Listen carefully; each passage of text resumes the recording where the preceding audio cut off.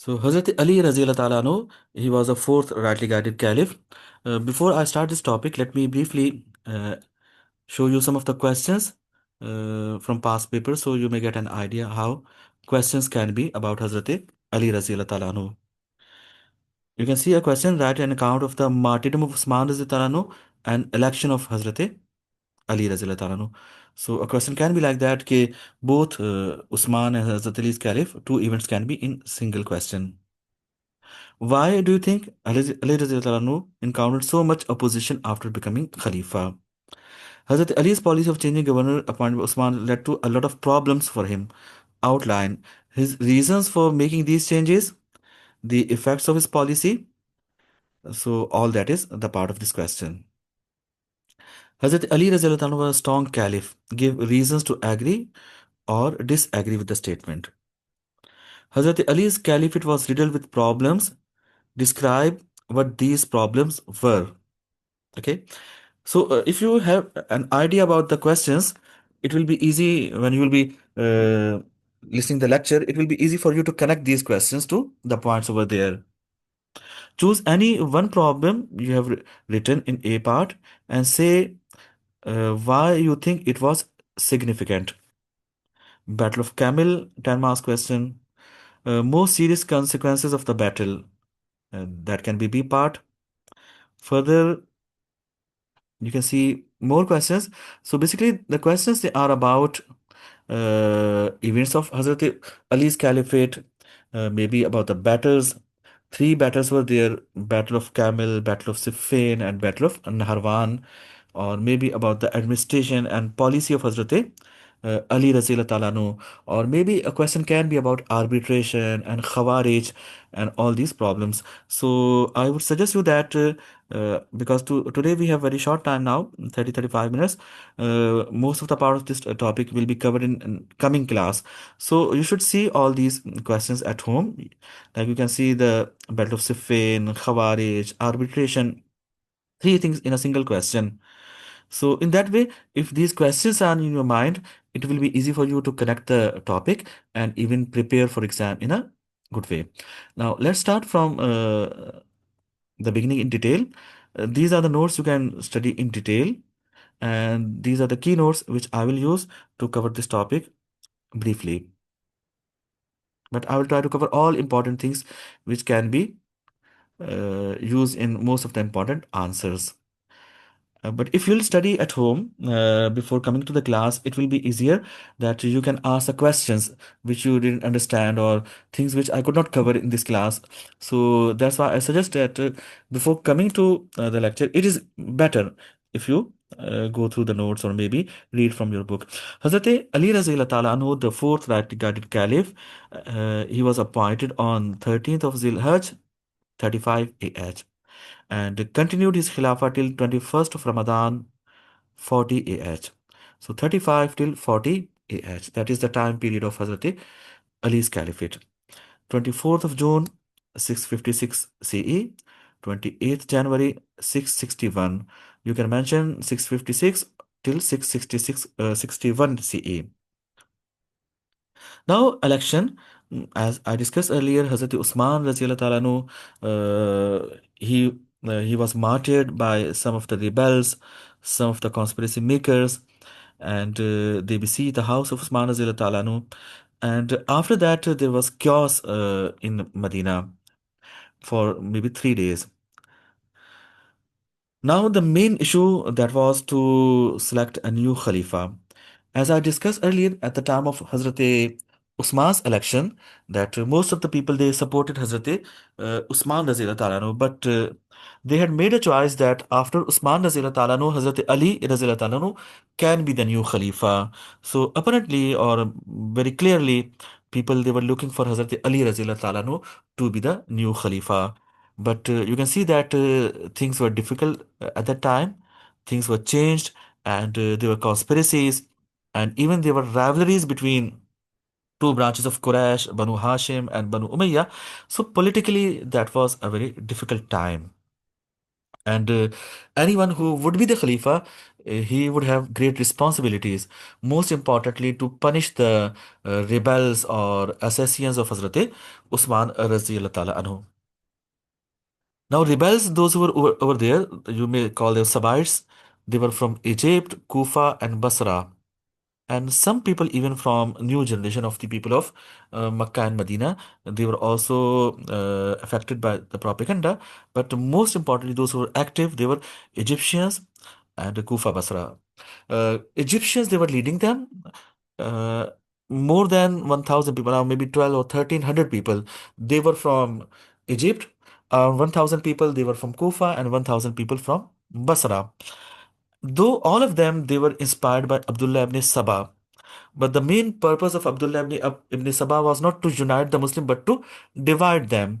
That's why he inspired these three people, type of people, Kufa, Basra, Egypt. People of these three cities, they had different options for the new caliph. They were supporting different options. Like people of Kufa, they were supporting Hazrat Ali Razila Ta'ala anhu. People of Basra, they were supporting Hazrat Zubair Razila Ta'ala anhu. People of Egypt, they were supporting Hazrat Ali Razila Ta'ala anhu. So three cities, they were supporting three different candidates. Why was that so? Because they wanted to create divisions. And they were thinking that maybe these people, their followers, they will start fighting and war for being the Khalifa, and they will take advantage of that. And they will basically, the purpose was to eliminate the Muslim leadership. As they had eliminated Hazrat Umar Razila Talanu previously, then Hazrat Usman Razila Talanu. Now the leadership was Hazrat Ali, Talha, Zubair, Saad ibn Waqqas. They were the great leaders, and they were prepared or trained by Prophet Muhammad sallallahu alaihi wasallam. So rebels basically their purpose was to create problems and to create wars, and basically they wanted Muslims to fight in between and kill each other, and basically they wanted to eliminate the leadership. And then we'll see that how they eliminated Talha and Zubair raziyallahu ta'ala anhu, and they turned the blame to Hazrat Ali raziyallahu ta'ala anhu. So basically their purpose was to create a rift between the Muslim leadership, and to divide them, and to maybe kill Muslim leaders from each other's hands. So most importantly, people as they were looking for Hazrat Ali Razila Talanu, they went to him. Some people they went to Talha, some went to Zubair.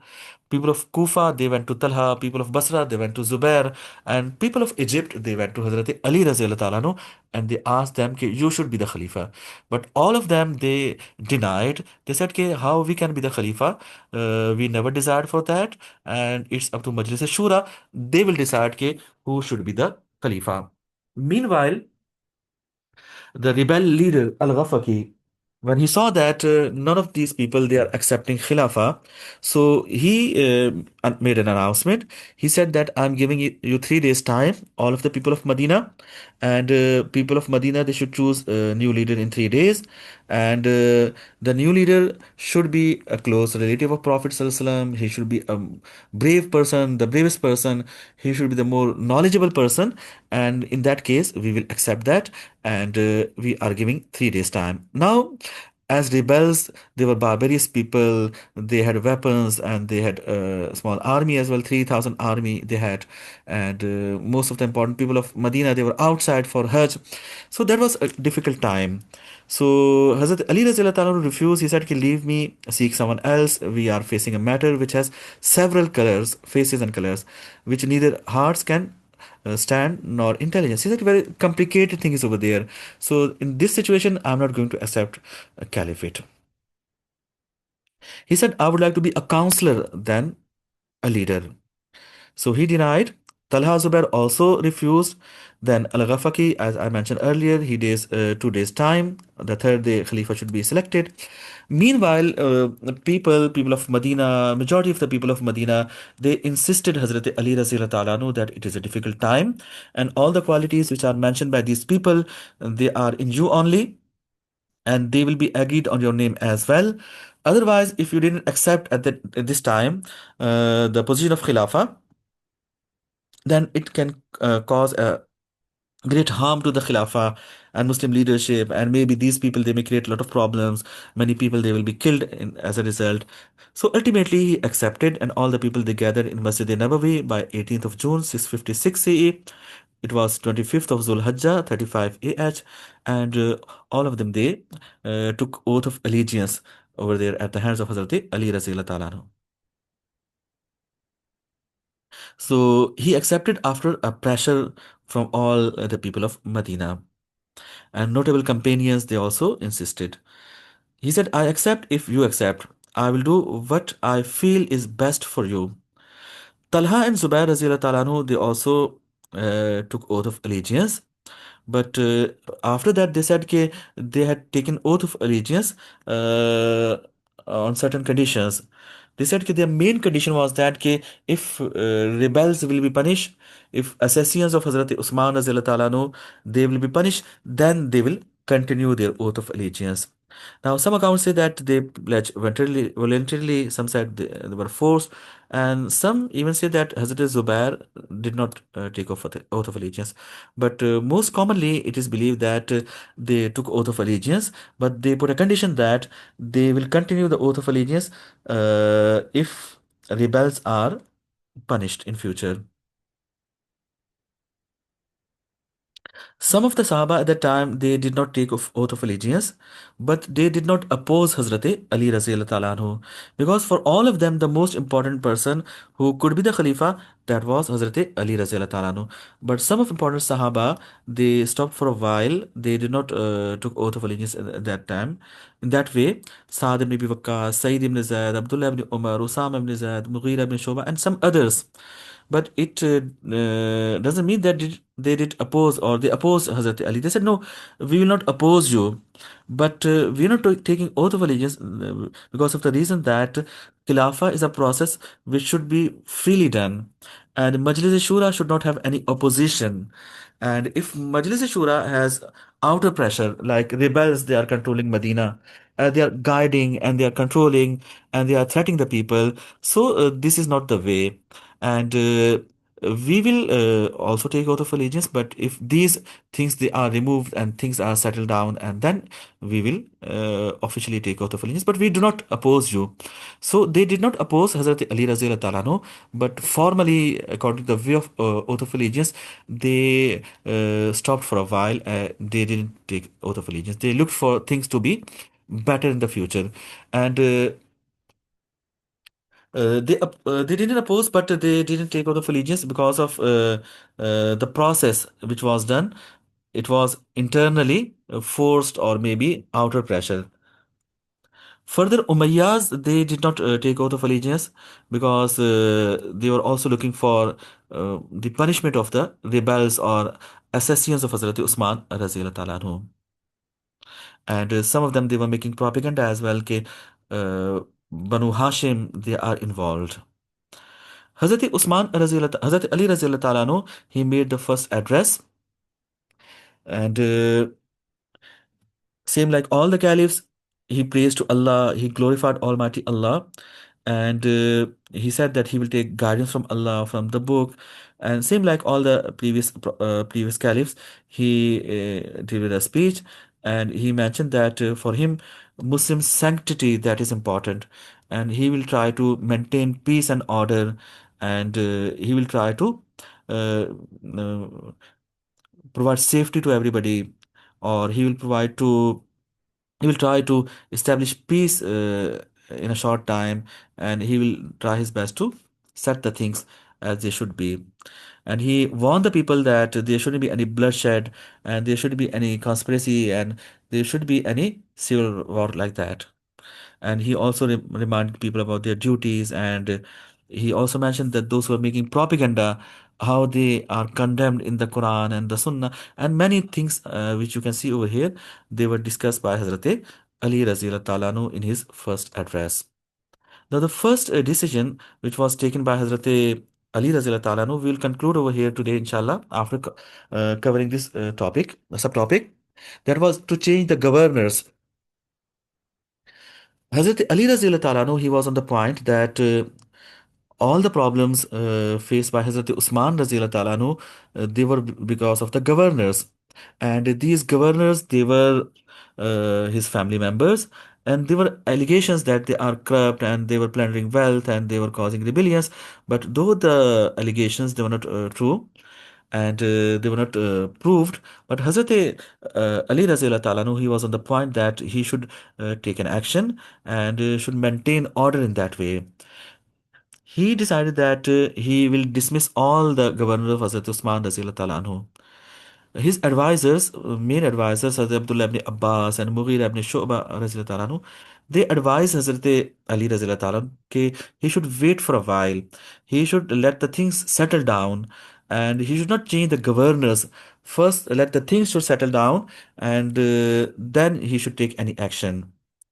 But Hazrat Ali Razila Anhu, he declared that whatever I'm going to do, that should be clear from the beginning. I shouldn't hide the things in the beginning and then should change accordingly after that. But from the beginning, I should be very clear.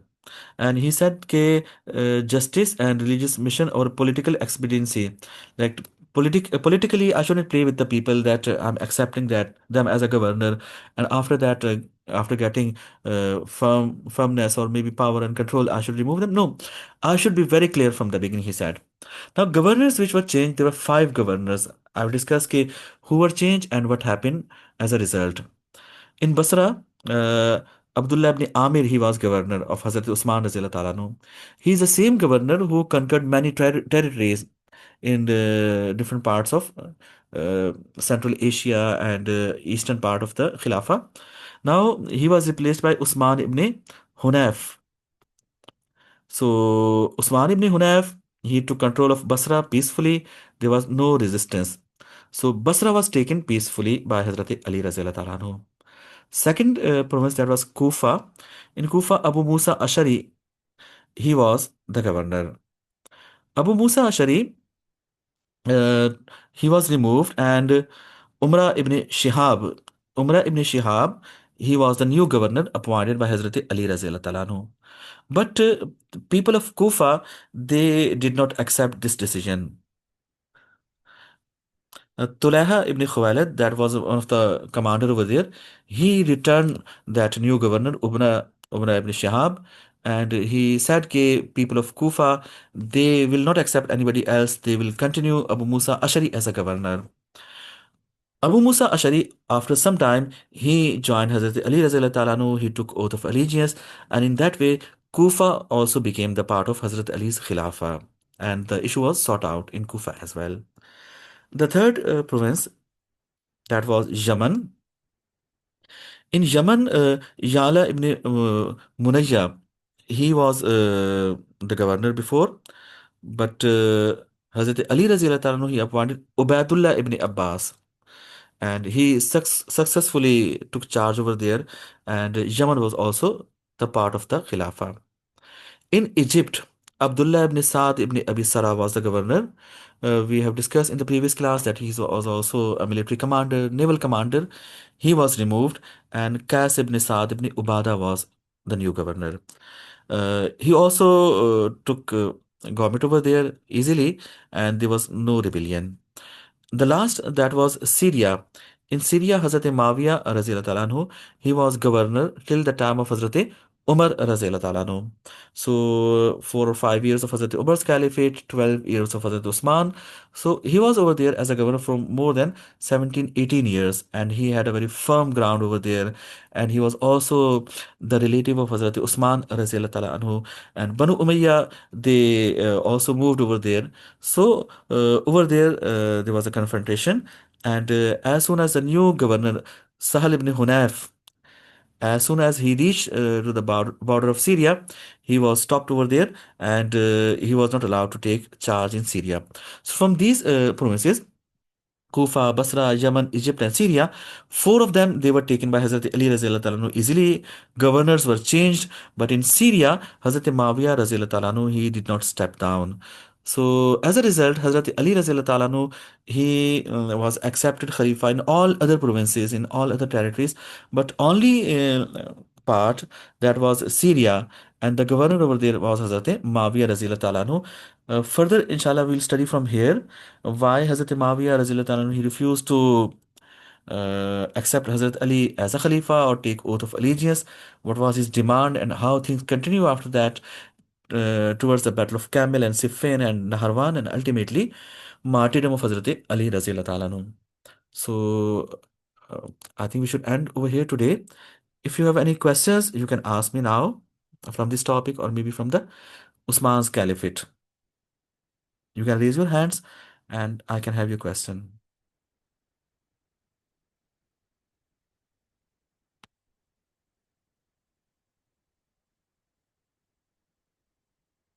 Yes, please. Abdullah. Sir, can you hear me? Yes, please. Yeah, everywhere in the document you showed us, I think instead of zakat, the examples are given of tax. So is it the same thing? It was mentioned that people who have lands pay different taxes on different amount of lands they have. Is it the same as tax? Sorry, is it the same as zakat, or is it like something additional onto Okay. the zakat to be paid?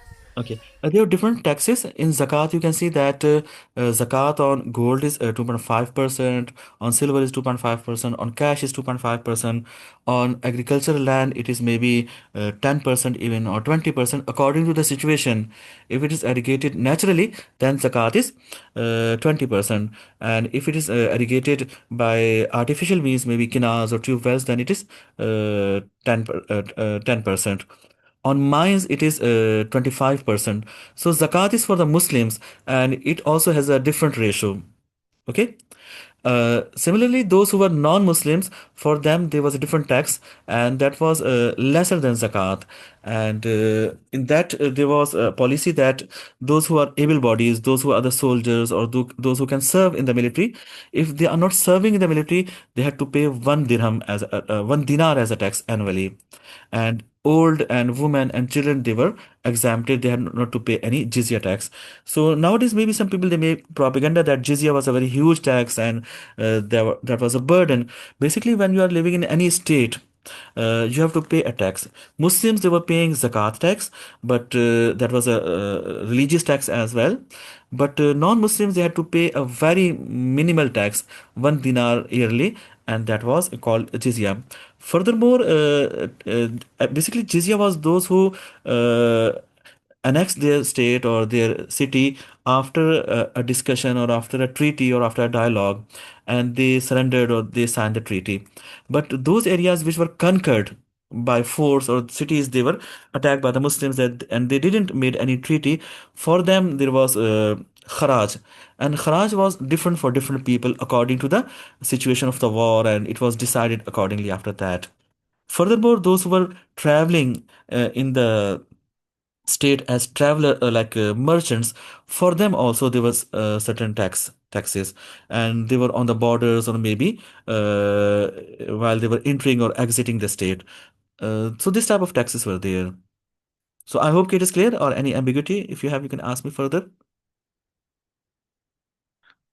Okay, any other question? Vaji, okay. Yes, please. Sir, you talked about how when in Hazrat Ali's Caliphate he was changing the governors, and then there was the governor of Abu Musa al-Ashari, Actually, yes, yes. and yeah, he was one of the governors. Kufa's governor. So, mhm. Kufa, governor of Kufa, Abu Musa Ashari. Yes. So, the people of Kufa they didn't agree of him changing. So Okay. then he pledged allegiance to Hazrat Ali, and then did Hazrat Ali still change the government now, or was he still Uh, the governor after that? no, he remained the governor. Hazrat Ali did not change him. Hazrat Ali continued him as a governor and he remained the governor from Hazrat Ali's side.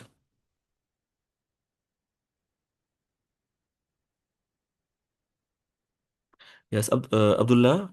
Abdullah bin Yes, sir. Adnan. Thank you so much for your previous answer. One more question. Why do these caliphs have to leave their own personal wealth and give up on their own personal belongings when they become the caliph? Like it's their own, they have earned that before being the caliph. So many of them, they spend their own things in the way of Allah and leave it. So why do they have to do that? Okay, actually, they were not compelled to do so. That was their own fear of God. Basically, there's a thinking behind this all caliphate system that all the caliphs they are trustworthies from Almighty Allah, and caliphate is a trust, and they wanted to be successful in the hereafter, and for that's why they were so much careful about that. Secondly, in Islamic teachings, in Quran it is mentioned that whatever that is more than you need, that should be given to charity. In Quran, yes, aluna kanil anfal kulil anfal or it's mentioned whatever that is increase of is mentioned. So it is the part of the Islamic teachings that there should be any accumulation of wealth, or maybe it can be the reason they wanted to be safe from each and every accusation or something like that. Or you can see the example of Hazrat Umar Razila Ta'ala anhu. He used to say that even a dog dies near the Euphrates, I will be responsible. So that was a boundary line of his caliphate. So that's why they were on the higher state of taqwa, that they were not indulged in worldly things. Another, like some people, they say that some of the people they make a propaganda that they wanted to be the caliphs and they captured the khilafah by wrong means. You see that anybody who wants to get the government, he wants that for some benefits, or mostly the worldly benefits. If we believe that some people, as they are making propaganda, if we believe their propaganda, okay, all the caliphs, or most importantly the first three caliphs, they were looking for the position and they made conspiracies for that, and they took control of the power. So all that comes wrong, because when we see their lives, their ending, they didn't accumulate anything, they didn't have any wealth left, or even whatever they had before that, all of that they had given for the sake of Almighty Allah, in the way of Allah. So we can ask a question, you say if they were looking for the government for Khilafah, or they captured the government, and they were looking for the government, they wanted to be the ruler, so what did they get?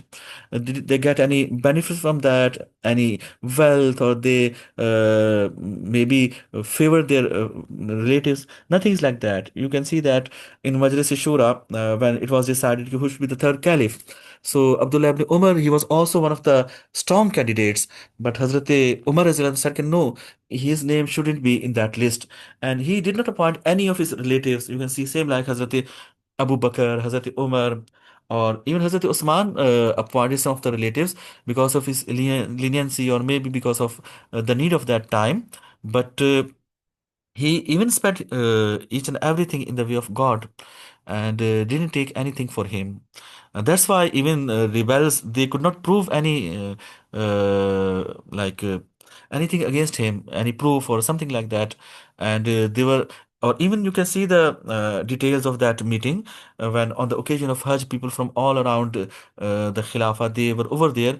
When Usman Razil was narrating all these things, he said, okay, see, when I became the Khalifa, I was the richest person of Arabia. Now I have two camels left, and that is only for the sake of pilgrimage. I want to perform Hajj on that. That's why I have kept these two camels. Otherwise I will give that also for the public treasury. So people, all those who were sitting over there, all of them, they started weeping. Even people of Kufa, Basra, those who were making allegations against him, even they started weeping, and ultimately all of them, they agreed that Usman Razila Ta'ala was free from all these allegations. That is just a propaganda, or maybe some of the people from new generation, maybe they are trying to misuse some of the resources. But Hazrat Usman Razila Ta'ala, Caliphate, or the government is not involved in that. So I hope it's clear. Basically, they were following the teachings of Prophet Sallallahu Alaihi Wasallam. Once it happened that Prophet Sallallahu, he was taking rest in his house on a mat, and Umar Razila Ta'ala, he came to meet him, and he saw that Prophet was on he's laying on the mat. It was a very rough mat, and it has signs on the body of Prophet Sallallahu Alaihi Wasallam. So Hazrat Umar Razila started weeping. He said, you are the Prophet of Allah, and you are in this state that you don't have anything comfortable for taking rest. So Hazrat Muhammad Sallallahu Alaihi Wasallam, he showed him beneath his resting place. They were gold and silver and something like that. He said, "Okay, if I pray to God, all that will be, all the mountains, they will be turned into gold. And I have this gold, but I'm going to give that into the way of God, inshallah." And he didn't take anything for himself. They didn't have any love for wealth that you can relate. And so all the caliphs, they follow the way of Prophet sallallahu alaihi wasallam. Once it happened that a lot of gold and silver and coins, they were brought to Masjid Nabawi from one of the battles. So Prophet he stayed in the mosque for the whole day and night till it was ended, and then he returned back to home. So all that is something for which we are answerable. Most importantly, the rulers, the governors, leaders, they are answerable. So it's a trust. That's why, for perfection in that. Yes, please. Others, those who want to leave, you can leave because we are going to end the class. But I'm taking questions. So if you want to leave, you can leave. Yes, please. Uh, and sir, is it allowed in Islam that you give taxes and then you get benefits from them afterwards? Like example of our country, they take tax and then they give you benefits afterwards. So is it in Islam? Okay. Is it? One tax is zakat. Besides zakat, government can take any tax. But for that, there should be the procedure. Majlis Shura can decide that, or maybe the government can decide. But that should be mutually after the consensus. Any additional tax can be. But it shouldn't burdenize the people. That is the condition. But extra taxes can be, but after consensus, after ijma. Sure. Any other question? Vaji, yes, please. Uh, Sir, after Hazrat Ali's Caliphate, it was the Caliphate of Hazrat Hassan, right? yes, Hazrat Hassan Raziyallahu ta'ala anhu will study inshallah briefly. Okay. So in the Caliphate of Hazrat Ali, sir, were all of the companions, were how many companions were left, or were all of the companions had passed away at the end of his Caliphate? How many were alive, you meant to say? Yeah. Maybe around 20 to 30% companions they were alive. But Okay. we'll So discuss that. majority. You can remind me. We'll discuss in at the end of Hazrat Ali's Caliphate. Basically, companions. One of them, they were from the age group of Prophet Sallallahu Alaihi Wasallam. So majority of them, they had died. But the companions, those who accepted Islam in the last days of Prophet's life, maybe those who were the teenagers during the last few years of Prophet's Sallallahu Alaihi Wasallam, they were alive.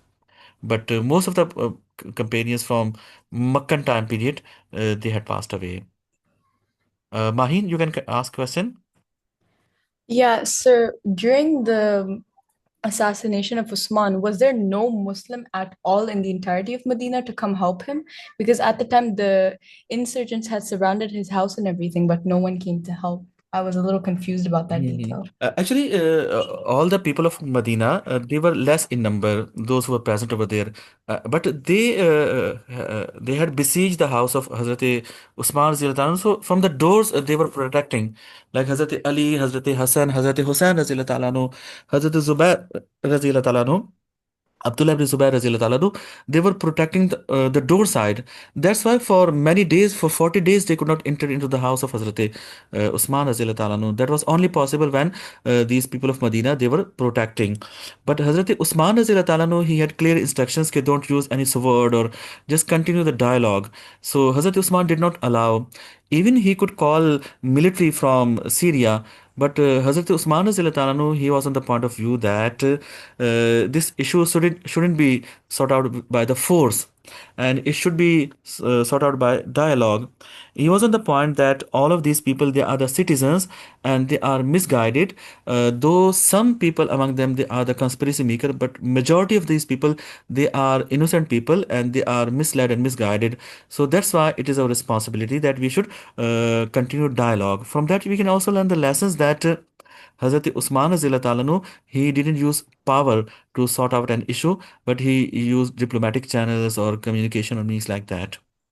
Yeah, Mahin, you want to say something? No, no, thank you. Welcome. So, but we'll discuss that in detail, maybe in a question, inshallah. Lesson we learn from the martyrdom of Usman. So, I will discuss at the end, inshallah. Any other question? Yeah, sir. One Yes, question. please.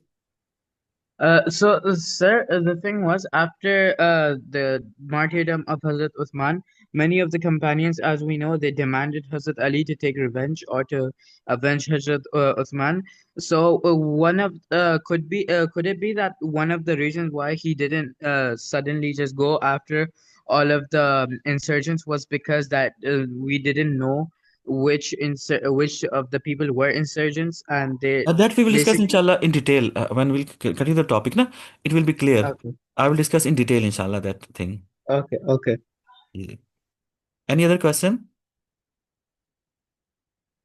I think if you have any question, you can ask me. Otherwise, Miss Rifat, you want to say something before ending the class? If you want to uh, say something, or Miss Noshin, if you want to add No, something. thank you so much. Jazakallah khair, sir. Jazakallah, ma'am. Jazakallah. Jazakallah khair, sir. Jazakallah. You can So, end the class. we should, okay. Thank you so much. Have a good day. Remember all in your prayers. Have a good day. Inshallah, we'll continue in the next class. Allah Hafiz.